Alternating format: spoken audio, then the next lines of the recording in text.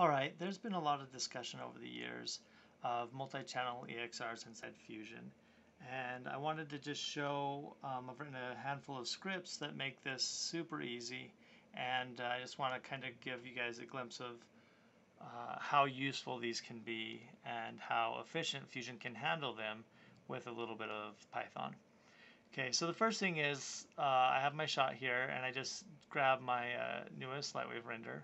Now, this is, again, coming from Lightwave. I highly recommend if you use Lightwave EXR Trader. It makes dealing with multi-channel EXRs super efficient and you have a lot more control. And that's where this came from. So by default, these are the channels that Fusion natively supports and kind of natively knows what to do with. You've got your normal channels with the alpha, you've got your depth, you've got your UVs, object IDs, material IDs, normals and vectors and world positions and all that.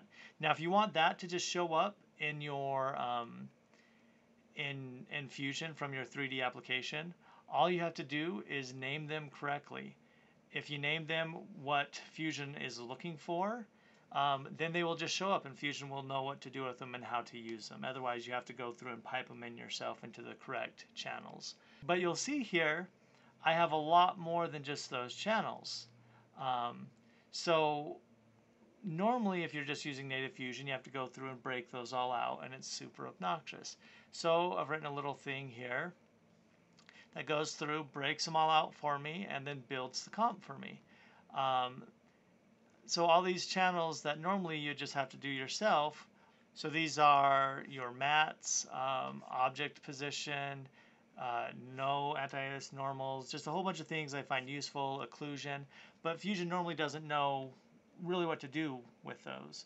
But this way it breaks them all out, and then down here it builds it all together. So we've got our diffused, our raw pass, our raw color, radiosity, refractions, reflections, and your spec.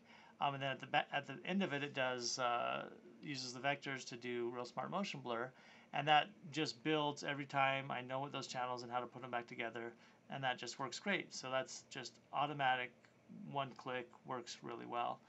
But then you run into the problem of, great, I have this, and that all works, and I can pipe things together, and life is fantastic. But what if I need to then, say, change my timing, hold the first frame for however many frames? Well, that is then you have to go through and do it on every one. So I took that and just said, great, let's have a sync button.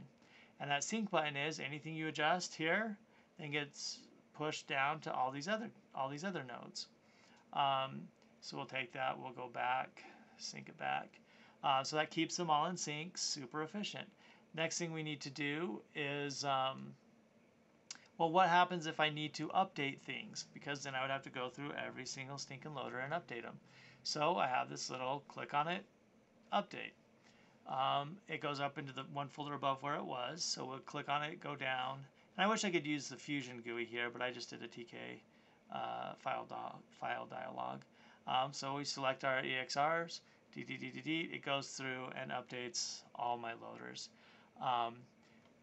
And so you can see the power of that. It's super efficient. I can use multi-channel EXRs. I don't have to go through and change a ton of things. It's just a couple of clicks to update all of them, to sync all of them, and then a click to build up my comp. And that's really through Python and makes Fusion super powerful with multi-channel EXRs.